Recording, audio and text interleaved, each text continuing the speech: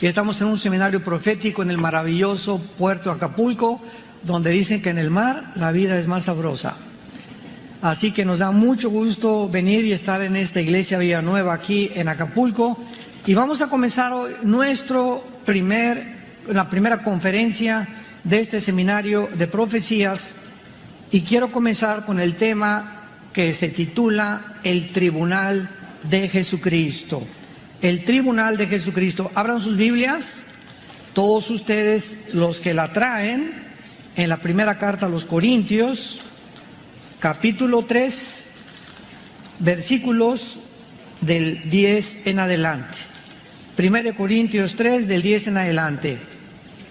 Y antes de dar lectura a este pasaje que nos va a servir de base teológica para lo que vamos a desarrollar, quiero recordarles que el próximo evento profético, si alguien me preguntara, de acuerdo a la Biblia, ¿qué es lo próximo que en la Biblia se puede verdaderamente discernir que va a suceder en el mundo? Y sin ninguna duda al respecto, les confieso que el próximo evento profético en la Biblia se llama el arrebatamiento de la iglesia, conocido como el rapto de la iglesia. Así que en cualquier momento millones de personas vamos a desaparecer de este planeta. En la situación geopolítica que ahorita en el mundo se está desarrollando es impresionante. Las naciones como Rusia, Irán, Siria, Turquía, que se han unido en el oriente contra las naciones del occidente, la OTAN, las naciones de Europa, Estados Unidos, hay una conflagración y un choque ahorita entre las naciones del occidente y las naciones del oriente. Y esta conflagración se profetizó hace 2700 años en el libro de Ezequiel. Mañana en la tarde vamos a ver mucho de esto. Y ahí en el libro de Ezequiel, capítulo 38 y 39, se mencionan los protagonistas de estas naciones, damas y caballeros, santos que nos visitan, donde estas naciones se encuentran ya alineadas como las que se están enfrentando hace 2700 años, profetizadas por los profetas hebreos, y ante nuestros ojos el escenario final de los tiempos somos nosotros, la primera generación de poder testificar. Estas evidencias de la Biblia nos hablan que este libro es un libro sobrenatural. Nadie más que Dios pudo haber puesto el futuro en un orden cronológico, como se encuentra en las páginas de la Biblia. Por ejemplo, en el capítulo 41 de Isaías, capítulo 45, Dios dice: anúncienme ustedes lo que viene y lo que está por venir, como hago yo desde que establecí al pueblo antiguo, que es Israel, desde la antigüedad. Entonces, estamos nosotros abriendo un libro maravilloso.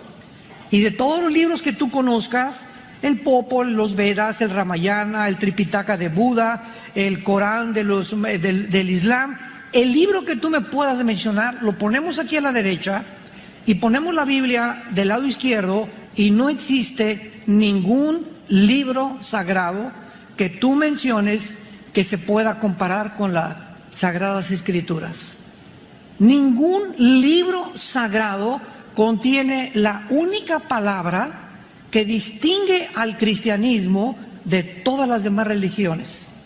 ¿Sabes cuál es esa palabra que solo se encuentra en la Biblia y que ninguna religión tiene? La palabra gracia. La palabra gracia, desconocida completamente hasta por los mismos cristianos, que significa que el Dios de la Biblia nos perdona nuestros pecados sin que nosotros tengamos que trabajar por ellos, ni ir a la villa, ni tratar de hacer buenas obras o sacrificios, sino que se nos regala la salvación por la gracia de Dios en una cruz. Cuando Dios castiga a su Hijo en nuestro lugar para darnos un perdón que no merecíamos ninguno de nosotros, y simplemente por la gracia de Dios, para que después que recibamos la salvación, las buenas obras no son para ganarnos la salvación, son para demostrar y justificar, como dice Santiago 2, que realmente hemos recibido la salvación. Pero las buenas obras que hacemos no son para ganarnos la salvación ni para ganarnos el favor de Dios, sino simplemente para demostrar que ha habido un cambio radical, revolucionario en nuestras vidas. Entonces, después del rapto, ¿qué sigue? Es lo que vamos a ver. Cuando desaparezcamos y venga Cristo por nosotros, nos vamos directamente al cielo. Mire, hagan de cuenta que nos encontramos ahorita, aquí está la cruz y viene el rapto, y en el momento que viene el rapto, pueden pasar 2 años o 3 años, o puede ser al otro día que comience la tribulación, cuando el anticristo confirme un pacto con los judíos y con otras naciones alrededor del Medio Oriente. Entonces, si nos vamos nosotros con Cristo hoy en la noche al cielo, van a pasar aquí en la tierra 7 años de tribulación, y mientras estemos en el cielo, ¿qué va a pasar? De eso se trata la conferencia de esta tarde. Mientras estemos en el cielo, vamos a enfrentarnos al tribunal de Cristo. ¿Qué significa esto? Que todos los cristianos, desde Pentecostés hasta nuestros días, no los del Antiguo Testamento, vamos a ver los diferentes juicios que va a haber, nos vamos a enfrentar en el bema, que es la palabra que se usó para tribunal, Romanos 14:10, 1 Corintios 3 que vamos a leer ahorita, y vamos a ser juzgados no por la salvación. Esto es muy importante, porque nuestra salvación ya está segura en la muerte de Jesucristo. Vamos a ser juzgados por los motivos con los cuales servimos a Dios. Vamos a ser juzgados por la fidelidad que demostramos en las cosas que Dios nos encomendó. Hay muchos que Dios les ha encomendado ganar millones de almas, otros son pastores y tienen iglesias grandes, otros nunca fueron pastores, otros fueron buenos padres de familia, otro fue un hermano que era el que le cargaba el portafolio al pastor, o los edecanes que abrían la puerta y viene el rapto y nunca predicó o nunca tuvo oportunidad de viajar y ganar las almas. Pero lo que Cristo va a recompensar es la fidelidad. Ese hermano fue fiel con el pastor, le sirvió al pastor, ayudó, estuvo abriendo la puerta. La hermanita Chole venía y limpiaba los domingos las sillas, no podía hacer nada más que orar, la pura viejecita. Cuando venga Jesucristo, va a premiar Dios su fidelidad y el motivo sincero por cual hizo lo que ella hizo. Entonces, el tribunal de Cristo es el próximo evento después del rapto que vamos a pasar ahí en el cielo. Y quiero decirles algo, en ese tribunal donde Cristo nos va a juzgar por todas las obras que hicimos, ahora sí que después de la salvación, muchos van a ser recompensados, y la Biblia menciona 5 coronas, que vamos a ver al final, 5 coronas, pero muchos cristianos, como lo vamos a ver ahorita, van a pasar de panzazo, con 6 de calificación. Y muchos cristianos dicen, bueno, pero por lo menos pasé, y por lo menos estoy en el cielo, sin darse cuenta, ni haber estudiado en la Biblia, que no se trata simplemente de llegar al cielo, porque esa no es nuestra meta.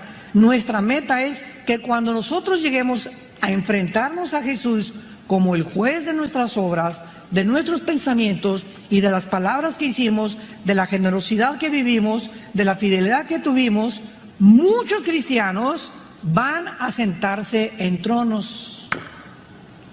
Muchos cristianos van en la otra vida, en los nuevos cielos y la nueva tierra, van a gobernar otras galaxias.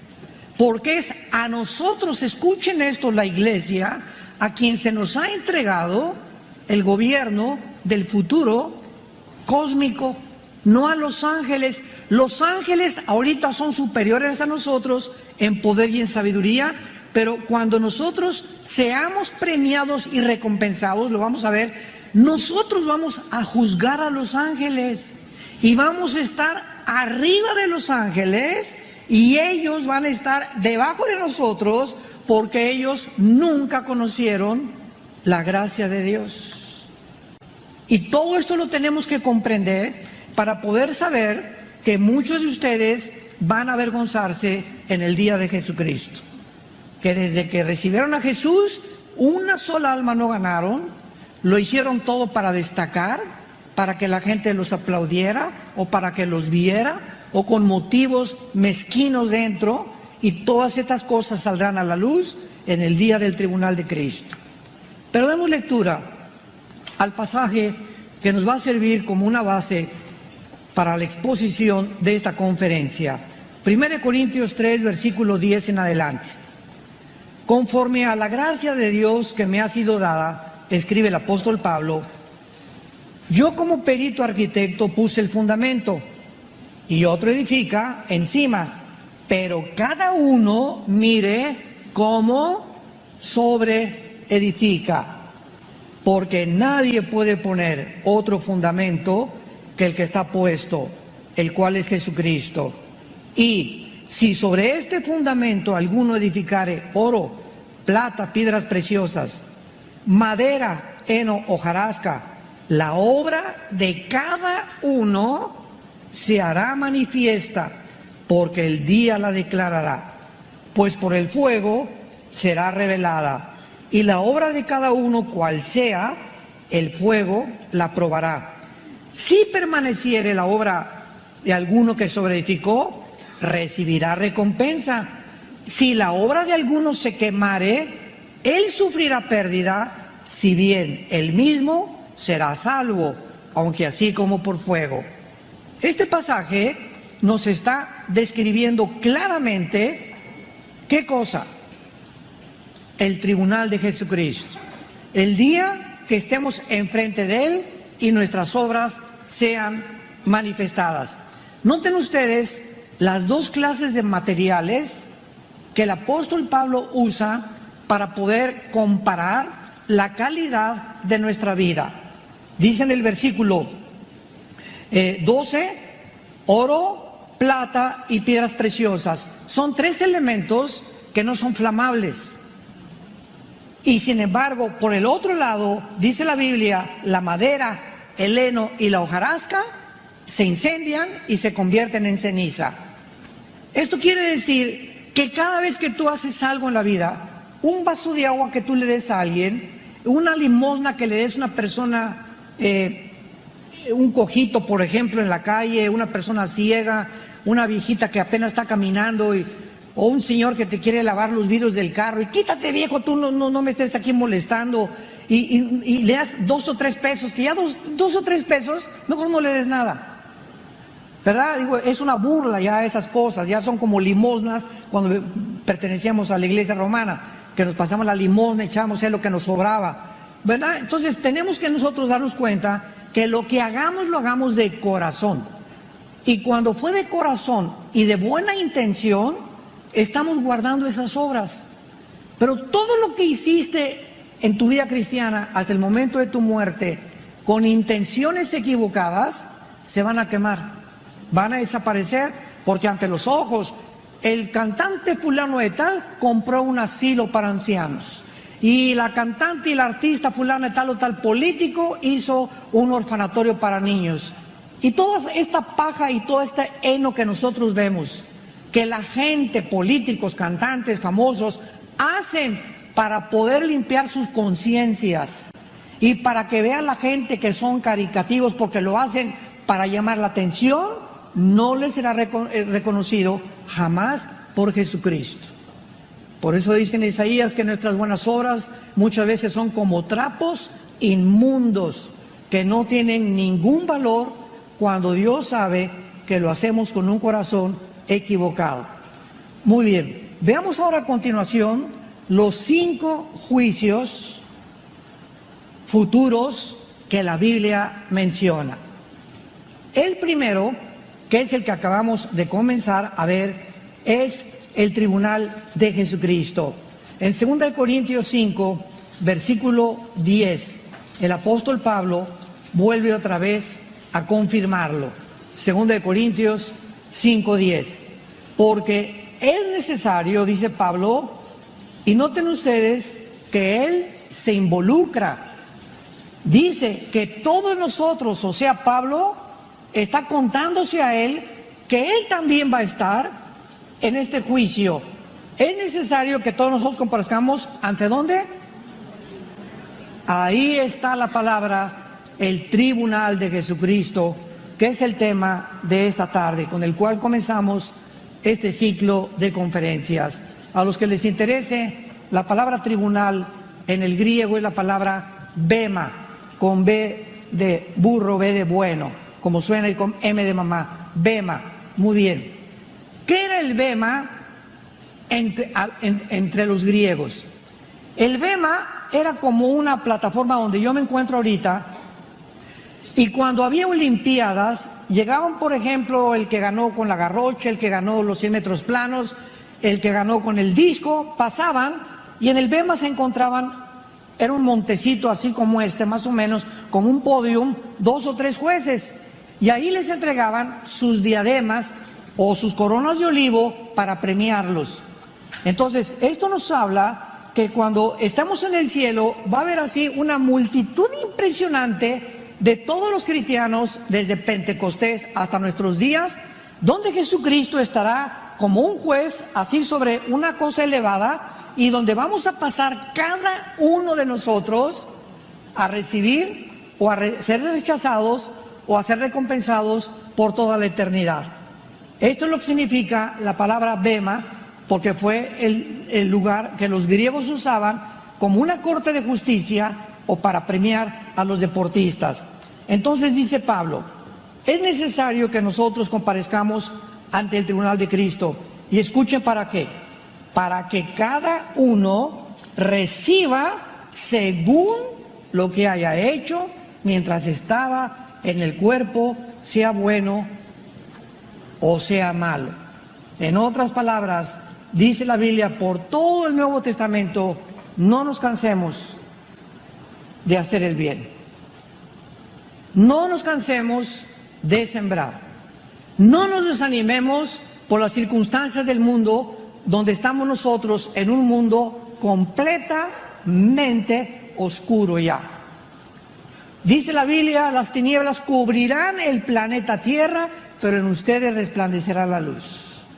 Y desde el Antiguo Testamento hasta nuestros días, cuando Sodoma y Gomorra llegaron al colmo, Dios sacó a Lot. Cuando el mundo llegó al colmo, mandó el diluvio y sacó a Noé, a su esposa, a sus 3 hijos y a sus 3 nueras. Cuando en Egipto las cosas estaban tremendas, Dios los hizo que pasaran por el Mar Rojo y dejaran atrás la esclavitud. Dios siempre hará diferencia entre los cristianos fieles, los que no se han desanimado, los que no son de domingo, solamente que vienen aquí y traen su estampita de San Mateo, ¿verdad? Y nomás llegan a persinarse, a calentar la silla, y de lunes, martes, miércoles, jueves y viernes, nunca ni en su compañía, en su oficina, en su bufete, en su consultorio médico, le han hablado a nadie de Cristo. Ni a la mesera que los atiende en Sanborns no le da ningún folleto, al elevadorista, al lechero, a la tortillera, al taxista. O sea, pasamos por este mundo como si realmente jamás hubiéramos tenido un encuentro sobrenatural con el Hijo de Dios. ¡Qué triste! Y cuando nos enfrentamos con esta realidad de que después de la vida hay recompensas, esta es la razón por la cual la Biblia dice que durante 3 siglos, los primeros 3 siglos de la época cristiana, millones de mártires murieron en el Coliseo romano. Y los echaban con los leones. Imagínate nada más con tu hijito de 13 años, o de un chiquito de 1 año, o un bebé cargándolo aquí, y le abren la jaula a los leones, y se te vienen encima los tigres y los leones, y que decían, no, sí, César, mejor sácanos, sí, renuncio a Cristo. ¿Eso dijeron? A otros los amarraron en las antorchas y los quemaron vivos. A otros los enterraban con sus cadenas en su orín y en su excremento. 3 siglos, casi 300 años, los cristianos primitivos murieron por sus convicciones. ¿Y tú? Ay, no, que nadie sepa que soy cristiano en el trabajo. Que en la escuela no digan que soy cristiano. En Navidad, ay, don Pancho, supimos que usted se hizo cristiano. Yo, bueno, voy a la iglesia, pero así cristiano, fanático, esos aleluyos no soy. ¿Quién increíble que Jesús haya muerto en una cruz por nosotros, casi semidesnudo, y que 300 años los cristianos vivieron y murieron por Jesús. Y la generación de cristianos del siglo XXI son la mayor parte cobardes, escondiéndose siempre de que alguien los pueda clasificar como cristianos.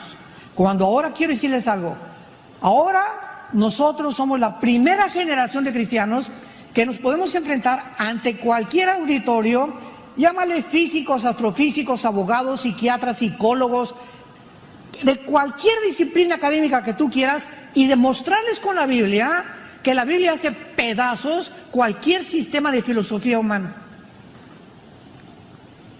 Cualquier sistema de filosofía humana.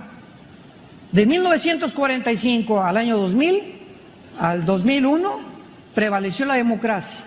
Y Estados Unidos se levantó con la supremacía militar, económica y política del mundo. Y la democracia, todos quisieron seguir el modelo democrático de Estados Unidos. Entramos al 2001, viene Putin y viene a cambiar las cosas, ¿verdad? La democracia ya no es democracia actualmente, porque ya es una mentira que el pueblo gobierne, que el pueblo tenga la decisión. Aunque México es una república, lo mismo tampoco funciona. El comunismo fracasó en 1989, cuando Mikhail Gorbachev dijo que el comunismo fracasó en Rusia y que la ideología marxista y de Engels era un fracaso, que no servía para nada porque sacaron a Dios de Rusia y porque se aislaron del capitalismo. Vuelve a resurgir otra vez el comunismo, el socialismo, y estamos en una confusión actual tremenda donde ya no sabe el mundo ni los políticos qué sistema usar para gobernar. Antes de que fuera cristiano, yo pertenecía al Partido Comunista Mexicano. Fui un ateo antes de ser cristiano. Y en mis tiempos de comunismo, el libro que escribió Marx del Capital con Federico Engels decía claramente: para que tú seas comunista tienes que ser ateo, número 1. 2, tienes que ser humanista. No humanitario, humanista. ¿Qué significa esto? Que tienes que creer que el hombre es el único que puede traer soluciones a la sociedad. 3, tienes que ser evolucionista o darwiniano, que venimos de los animales y de tu madrina la chita. 4, que tenemos que ser completamente relativistas, o sea, no hay bien ni hay mal, es lo que tú pienses. Y ya vemos nosotros a finales del siglo los países disque comunistas en Sudamérica, ya verdad, antes de morir confesándose con el Papa y con su crucecita. Ahora sí los líderes comunistas, oye, eso no es el comunismo, por el amor de Dios. Se deshizo completamente esa ideología. Entonces estamos en un mundo donde los sistemas filosóficos del hombre, porque son del hombre, se están desbaratando.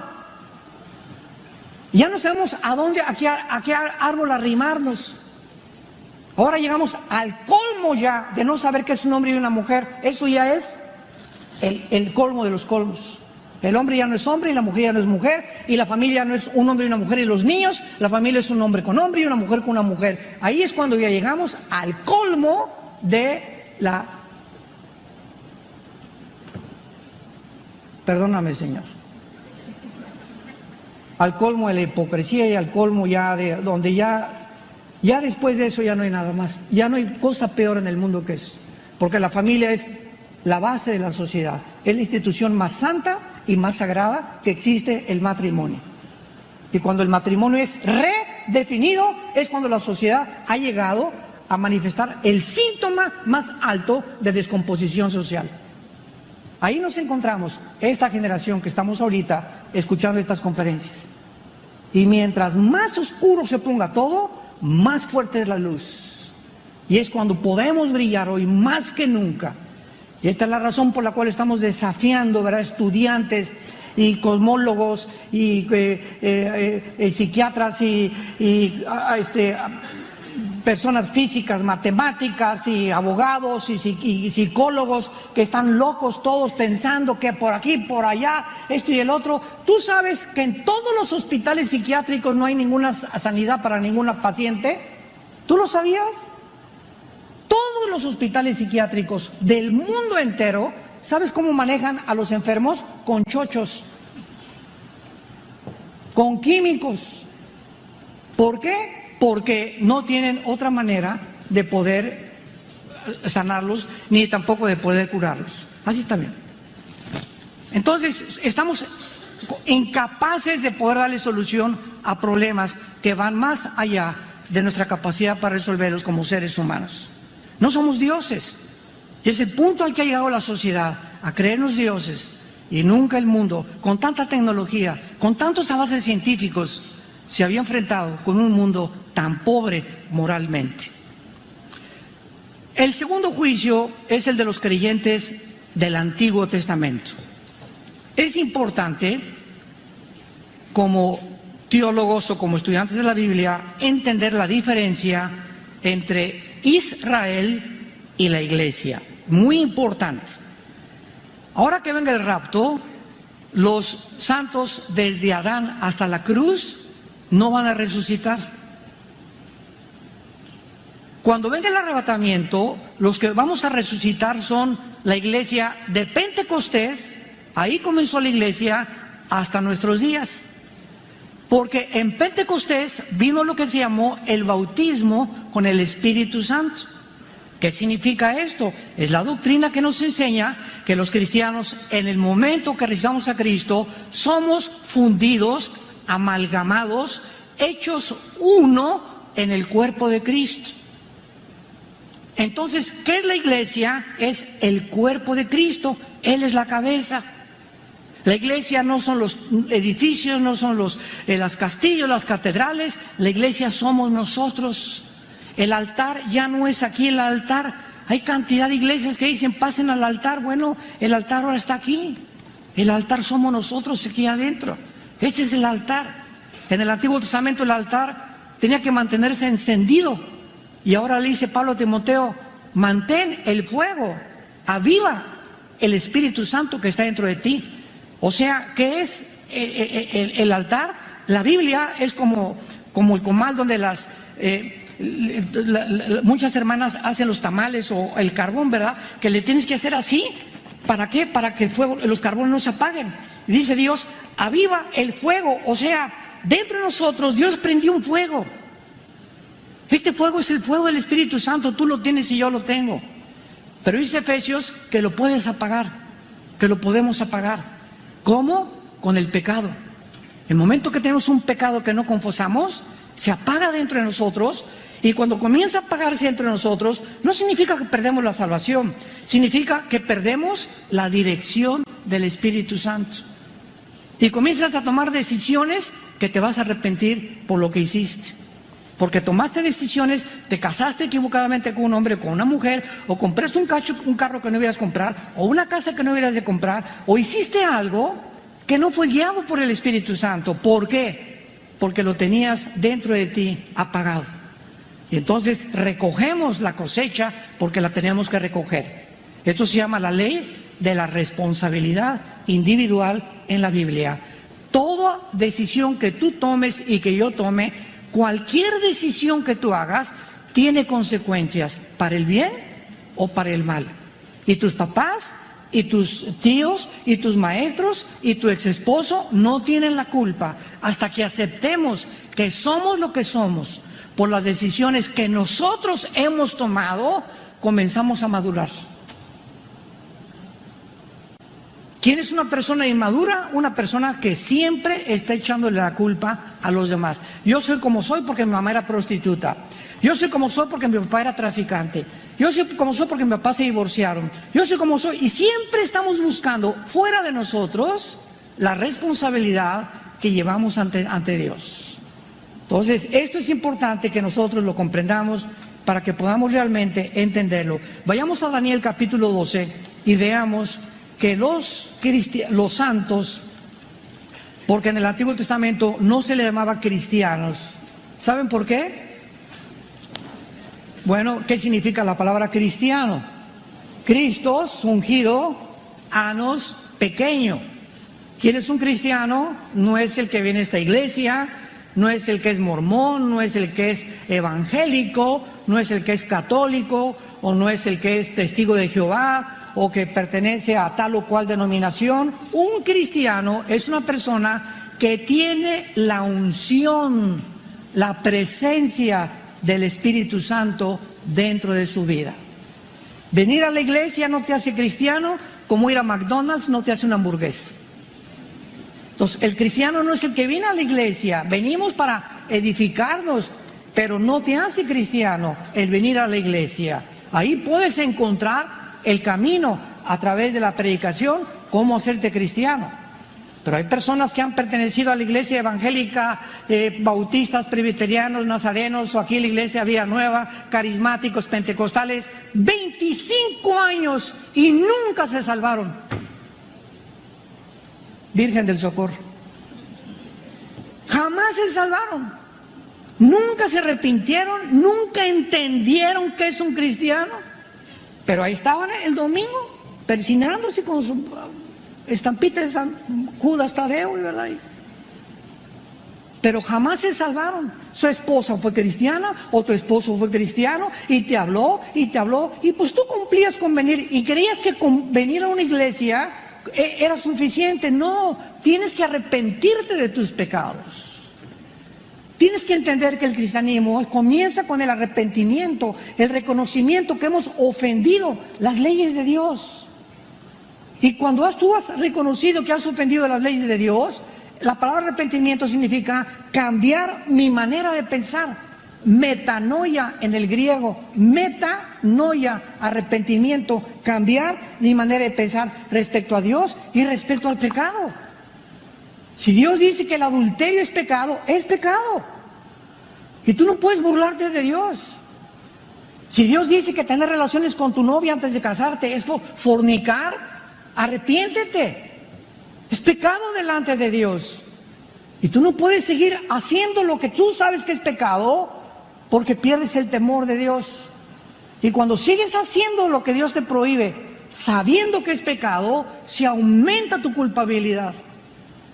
Y se cierra mucho más la dirección del Espíritu Santo hasta que acabas dando un paso final donde ya tienes una cosecha tremenda, una colota que te pisen porque pasaron muchos meses y muchos años y no quisiste ser honesto ni agradar a Dios y llamarle pecado a lo que Dios llama pecado. ¿Por qué? Porque nunca te arrepentiste. Porque arrepentimiento significa cambio mi mente, reconozco que lo que estoy haciendo, Señor, no te agrada. Hoy mismo le digo a mi novia, no te vuelvo a tocar hasta que nos casemos. A mi esposa, ¿verdad? La voy a amar y respetar, y la secretaria y la muchacha que por ahí se me metió en la mente, la voy a quitar, te pido perdón, lávame con tu sangre, Señor, y la voy a correr como mi secretaria. Hasta que no tomemos acciones verdaderas, guiados por la convicción de que somos pecadores, es una falsedad nuestro cristianismo. Vete a trabajar mejor al Circo Soleil. Pero aquí no podemos hacer circo dentro de la iglesia. Al pecado le tenemos que llamar pecado, porque es una ofensa a un Dios santo. Y tenemos que tener el temor de Dios para vivir con las bendiciones de Dios. Dice la Biblia en Daniel 12, en aquel tiempo, cuando dice Daniel en aquel tiempo, todo el capítulo 11 anterior, sobre todo el versículo 37 en adelante del capítulo 11, está hablando de las guerras finales del anticristo y la forma como el anticristo va a entrar a Jerusalén y va a violar el templo y va a establecer su campamento en Jerusalén, el anticristo. Entonces, cuando dice en aquel tiempo, está hablándose del tiempo final del anticristo. En aquel tiempo se levantará Miguel. ¿Quién es Miguel? El gran príncipe que está de parte de los hijos de tu pueblo. O sea, está hablando del arcángel Miguel. Es el único arcángel que se menciona con nombre en la Biblia. Gabriel es el mensajero de Dios, pero Miguel es el arc significa el principal, ángel, el ángel principal o el jefe de los ángeles que quedaron fieles a Dios. Entonces, en los tiempos de la tribulación, ya casi al acabar, se va a levantar Miguel. Lo confirmamos con Apocalipsis 2, ya nos vamos a ir ahí. Pero dice la Biblia que se va a levantar a favor de Israel, de tu pueblo, y será tiempo de angustia, cual nunca fue desde que hubo gente hasta entonces, pero en aquel tiempo será libertado tu pueblo. Este tiempo de angustia lo confirma Mateo 24, 21 donde Jesús dice, habrá tribulación como nunca en la historia. Entonces sabemos que aquí estamos ubicados al final de la gran tribulación. Será libertado el pueblo de Israel, los que se hallen escritos en el libro. Versículo 2. Y muchos de los que duermen en el polvo de la tierra serán despertados, unos para vida eterna y otros para vergüenza y confusión perpetua. ¿Cuándo? Lo dice el versículo 1, en aquel tiempo. ¿En cuál tiempo? Al final de la tribulación. Al final de la tribulación, número 2, los creyentes del Antiguo Testamento serán juzgados y resucitarán. Entonces, la resurrección de los cristianos es primero. Y después viene la resurrección de los creyentes del Antiguo Testamento hasta la segunda venida de Jesucristo. ¿Por qué? Porque los creyentes del Antiguo Testamento no pueden estar en el tribunal de Cristo. Qué interesante está todo esto, ¿verdad? Y todo está en la Biblia. Ellos no tenían la llenura ni la permanencia del Espíritu Santo como nosotros. En el Antiguo Testamento no se les podía llamar cristianos, porque no estaban ungidos. El Espíritu Santo venía sobre David y escribía Salmo 22. Dios mío, ¿por qué me has desamparado? Sobre mi ropa echaron suertes. Mi corazón fue como la cera. Son como toros de Basán enfrente de mí. David estaba escribiendo 1000 años antes de la muerte de Cristo, la crucifixión. Y se iba el Espíritu Santo. Venía Sansón y entraba el Espíritu Santo. Muchas veces pintan a Sansón como Rambo, ¿verdad? Pero cuando pintan a Sansón como Rambo, le están atribuyendo su fuerza a sus músculos, ¿no? Pero Sansón era como tú y como yo, a lo mejor era flaco, como el pastor Gustavo, ¿verdad? Dichosos los que están delgados, ¿verdad? O sea, no significa que no estemos así, que seamos fuertes. Pero ¿qué pasaba cuando venía el Espíritu Santo sobre Sansón? Tal vez flaco, pues más o menos rellenito, tenía una fuerza sobrenatural. ¿Por qué? Porque era la fuerza del Espíritu Santo y se iba el Espíritu Santo. Y cuando Dalila llegó y le dijo a Sansón, ¿verdad? Venga, che, mi chanchonchito, aquí, chenteche. Aquí le voy a contar ahorita el cantar de los cantares. ¿Y qué hizo Dalila, verdad? Durmió a Sansón, engañó a Sansón, y Sansón jugó demasiado con Dios. Y entonces dice la Biblia en el libro de los Jueces, capítulo 13, que nunca Sansón se acordó que el espíritu lo había abandonado. Y cuando quiso romper las cuerdas de los filisteos, lo amarraron, le sacaron los ojos y lo convirtieron en un payaso. Finalmente agarró las manos sobre las columnas del templo de los filisteos y le pidió a Dios, por último lugar, que le diera la fuerza para poder matar a los filisteos, que no pudo matar durante toda su vida. ¿Cuántos de ustedes creen que tienen al Espíritu Santo y aunque no se puede salir el Espíritu Santo de tu vida, ya no tienes el poder del Espíritu Santo? ¿Y cuántos cristianos están haciendo cosas buenas, sin embargo, no por el Espíritu Santo, sino por la consagración de la carne? ¿Me entienden lo que digo? En Apocalipsis capítulo 2, rápidamente en la iglesia de Éfeso, le dice Dios, Cristo a la iglesia de Éfeso: te reconozco que has sufrido, que has probado los que dicen ser apóstoles y que no lo son, y que has hecho esto y esto y esto y esto y esto. Le dice Dios a la iglesia de Éfeso. ¿Se imaginan que te diga todo esto Dios a ti? En ese momento, ¿qué le dirías? Gracias, Señor, hasta que me reconoces mis sacrificios que he hecho por ti, Señor. Gracias porque ahora sí ves todo lo que he hecho por ti, Dios, y ahora sí ahora sí me puedes recompensar. Cualquiera se sentiría orgulloso después de todos los halagos que les hace Cristo. ¿Y qué pasa en el versículo 3 y 4? Pero tengo contra ti que has perdido tu primer amor. En otras palabras, todas esas cosas buenas, que son buenas, que los cristianos habían hecho en la iglesia de Éfeso, las habían hecho en el poder de la carne, sin el poder del Espíritu Santo. Por eso he dicho muchas veces, en buenas obras hasta los mormones nos ganan, porque ni café toman. Si se tratara el cristianismo, a ver quién es el que hace más buenas obras, cantidad de gente nos gana en esas cosas. Ni café toman los mormones. Entonces no se trata de eso, sino de que lo que estemos haciendo haya sido motivado por la comunión que tenemos con Él diario. Juan 15, el que permanece en mí, entonces producirá fruto. Y el fruto que producimos no es de nosotros, es el resultado de nuestra permanencia, de nuestra comunión diario con Él a través de la Biblia.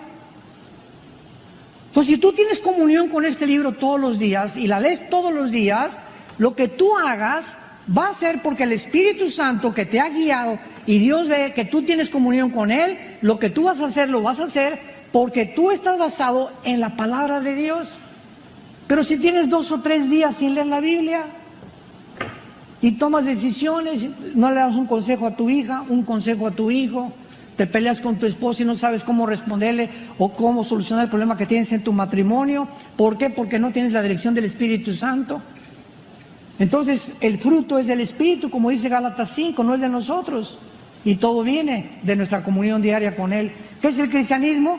Tener comunión con el Hijo de Dios. 1 Corintios capítulo 1. Hemos sido llamados a la comunión con el Hijo de Dios. Número 3, el tercer juicio es el de los gentiles que sobrevivan la Tercera Guerra Mundial. Mateo 25, 31 al 46. Cuando regresemos con Cristo en la segunda venida, Cristo va a encontrar viva, no sé si Acapulco estará contándolo, ¿verdad? O México, pero cuando Cristo regrese, solamente 1/3 de la humanidad sobrevivirá. 1/3 parte. Entonces, de esos seres humanos que sobrevivan a la Tercera Guerra Mundial, la batalla del Armagedón, cuando Cristo regrese, Él ahí, aquí en la tierra, los va a juzgar y va a apartar a los cabritos de las ovejas. Y la mayor parte de ellos serán judíos. Entonces, este es el tercer juicio a estos gentiles y a estos judíos que sobrevivan a la tribulación. Es el tercer juicio de Dios. El cuarto juicio será a los ángeles caídos de Satanás. 1 Corintios capítulo 6, versículos del 1 al 3. 1 Corintios 6, del 1 al 3. Esto es tremendo. Y dice así: ¿osa alguno de vosotros, cuando tiene algo contra otro, ir a juicio delante de los injustos y no delante de los santos? Y les dice Pablo a los cristianos de Corintio: ¿qué no saben que los santos han de juzgar al mundo? Vamos a juzgar nosotros, la iglesia, al mundo. Y si el mundo ha de ser juzgado por vosotros, ¿sois indignos de juzgar cosas muy pequeñas? ¿O no sabéis que hemos de juzgar a quiénes?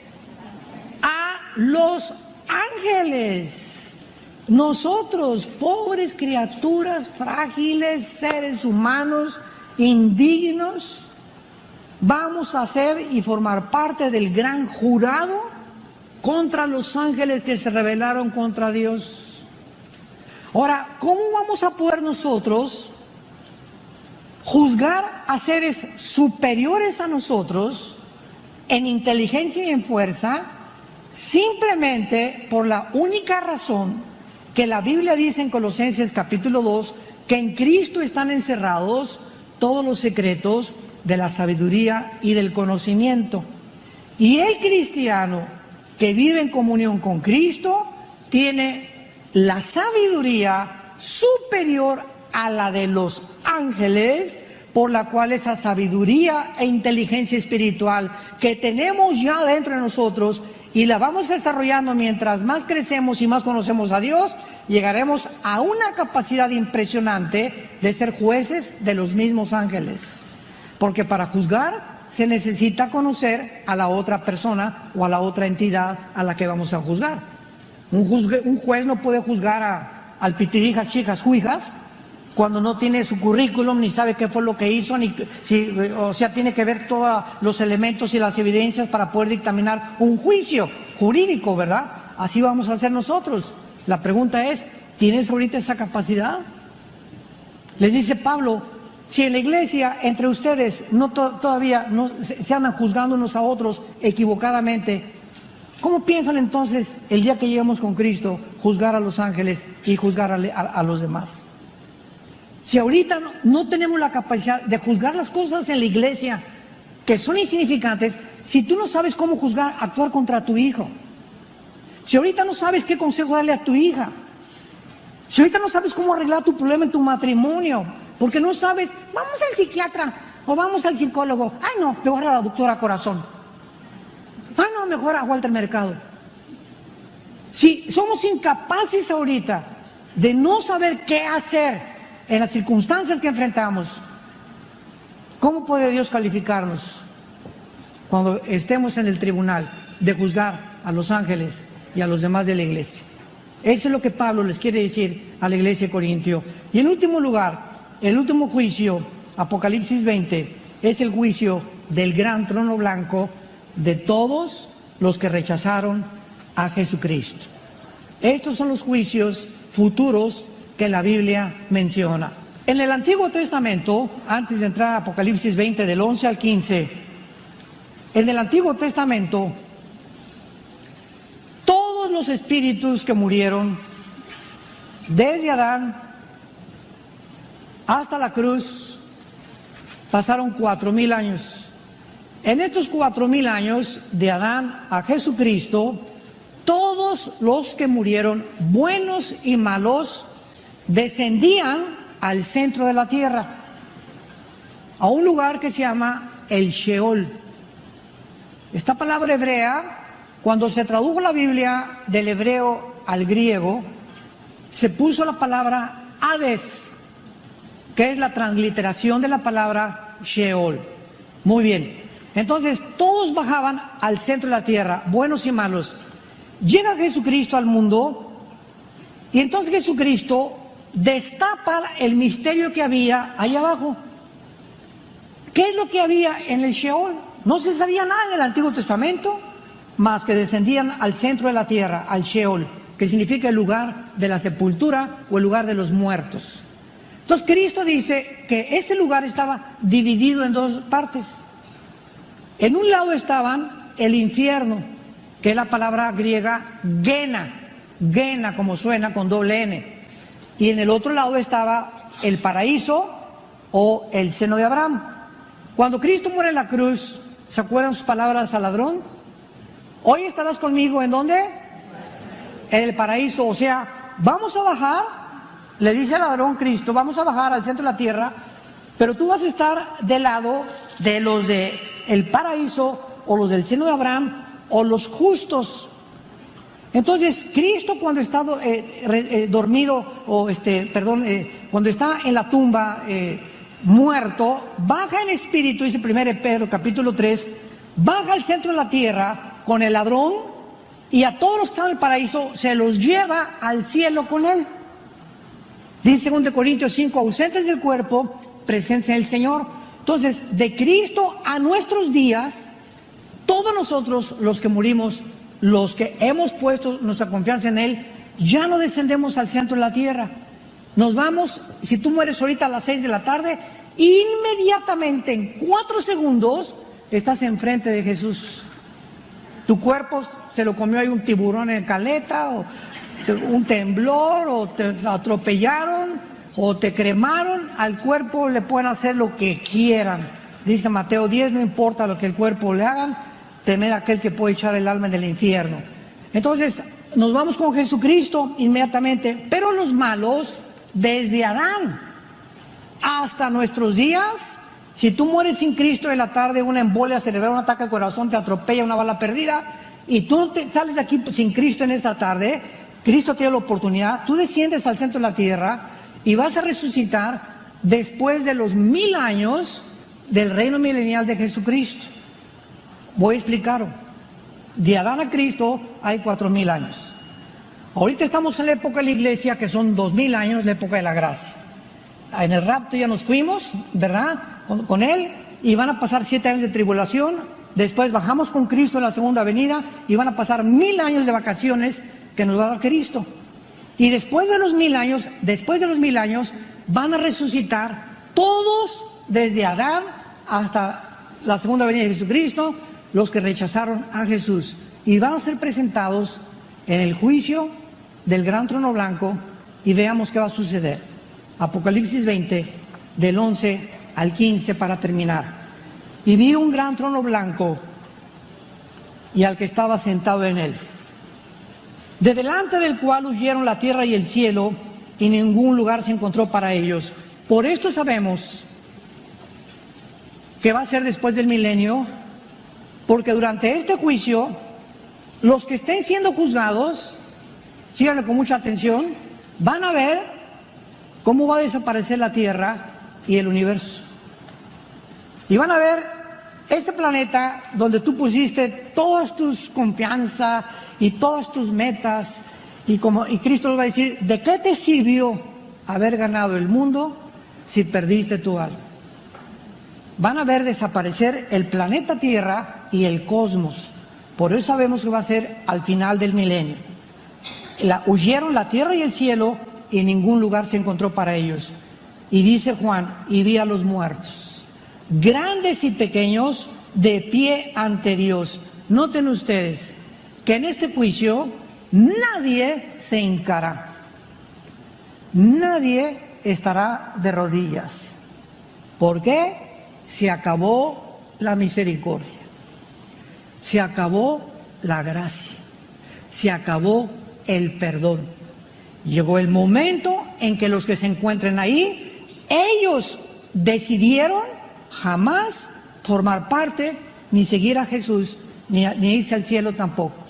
Y se burlaron, me voy a ir al infierno, estoy contento con el diablo, ahí me voy a ir con mis chelas, y con mis señoras, y con mis novias, y mis amantes, y pues jaja, jijiji, jojojo, y el susto que se van a llevar, que se acabó el perdón y la misericordia para todos los siglos, de pie ante Dios.